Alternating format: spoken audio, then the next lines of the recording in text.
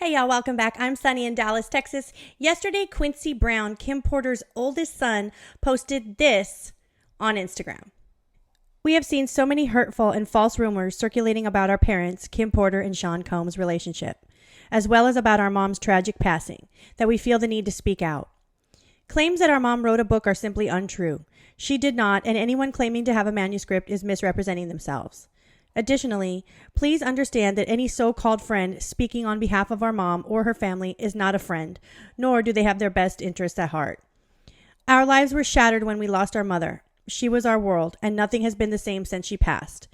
While it has been incredibly difficult to reconcile how she could be taken from us so soon, the cause of her death has been long established. There was no foul play.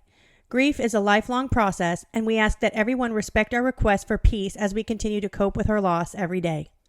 We are deeply saddened that the world has made a spectacle of what has been the most tragic event of our lives. Our mother should be remembered for the beautiful, strong, kind, and loving woman she was. Her memory should not be tainted by horrific conspiracy theories.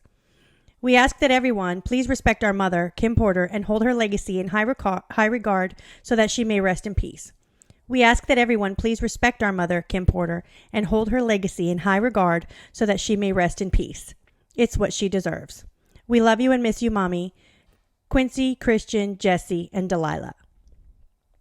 So, as you can see in this post, Quincy Brown states that this book, Kim's Lost Words, is inauthentic, unauthorized, was not produced by a friend of the family, and this post is signed on behalf of all 4 siblings. Because it's real easy to get caught up in the sensationalism of these events online. I think I'd like to pull out some specific things that make this particular very odd situation so much harder for these kids. First, it's unusual to have this type of a manuscript come out at the same time that your mother or father is fighting a big criminal case, right? That's hard. This is very odd, and it makes it even harder. So there's that. The first thing that comes up right away is the statement that Kim completely turns a blind eye to all of the horrific abuse and criminality that Shyne Combs is accused of. That makes a big statement about her character. A very important counterpoint to that, just in real life and in fact, is that she was very young, very naive, and being abused when she was going through all of this. The fact that Diddy is violent toward the women in his life is really not up for the debate at this point. It's been well established. It gets much worse from there because you also have graphic depictions of his deceased mother's sex life with their father and a host of their famous friends who these children grew up knowing and seeing on a regular basis. Further, there are depictions of their mother suffering horrific abuse at the hands of their father, a lot of the times allegedly while Quincy was inside the home. Then it gets personal for Quincy on a whole other level when there are discussions of his childhood and his father who was kind of around but didn't actually raise him. That's personal and probably very touchy. Some of those things take decades to work out. The book outs Diddy as gay or bisexual, and Diddy himself never came out as a gay or bisexual man. So outing someone as gay is a pretty serious thing to do. In real life, criminal investigators use, whatever raw materials, tips, info that comes their way to investigate. So this is adding more fuel to that fire, adding more allegations to the pile at the same time that their father is fighting a massive case against him. That's going to create a lot more stress for these kids.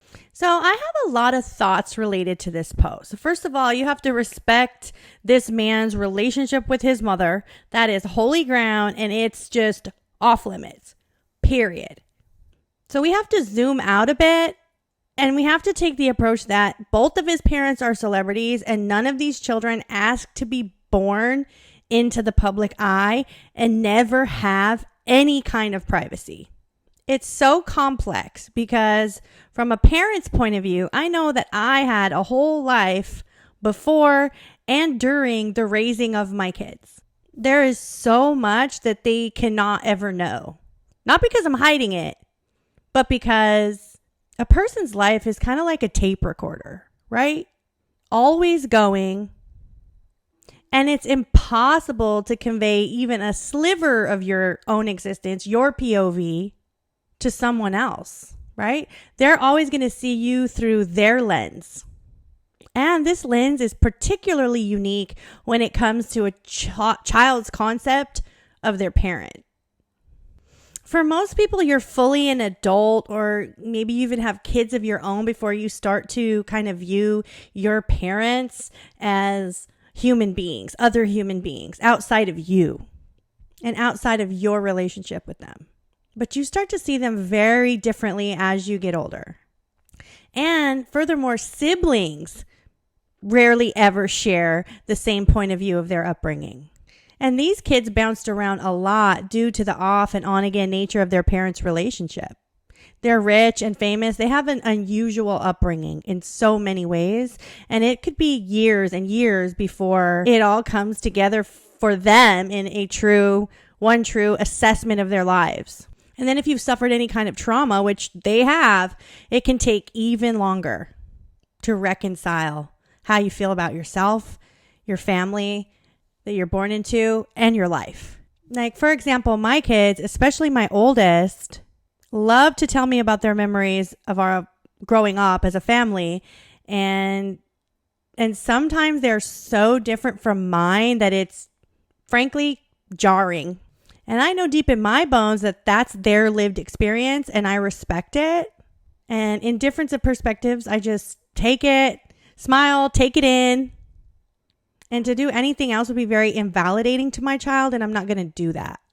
I don't need to assert my POV over that of my kid, even when he's an adult.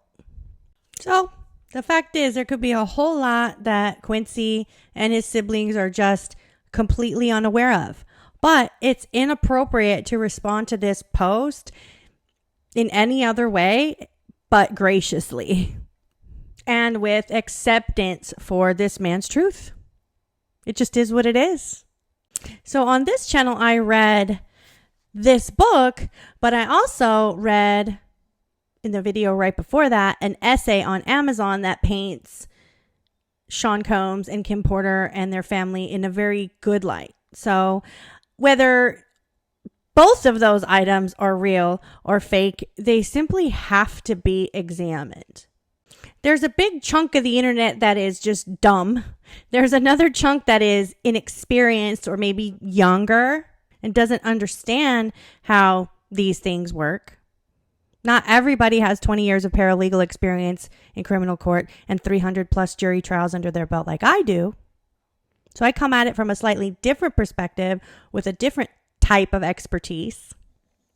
But the appropriate response in every case is to suspend your judgments and examine what's in front of you and examine the motivations behind it. If you're ever called for jury duty, and I hope you are, because I think it's a really important service that you owe the community you live in, the judge is going to look you in the eye and ask you if you can be fair.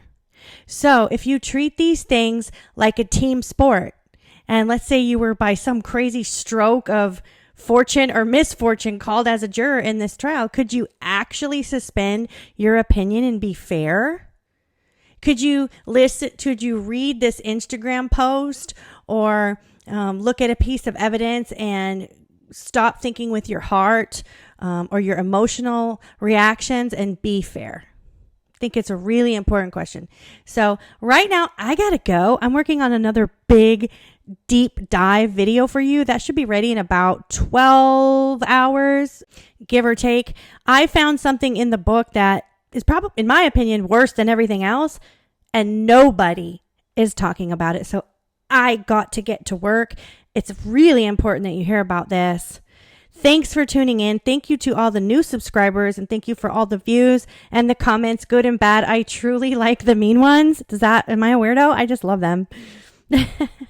Kill them with kindness, as they say, right? But anyway, thank you so much for tuning in. I'm Sunny in Dallas, Texas. Bye.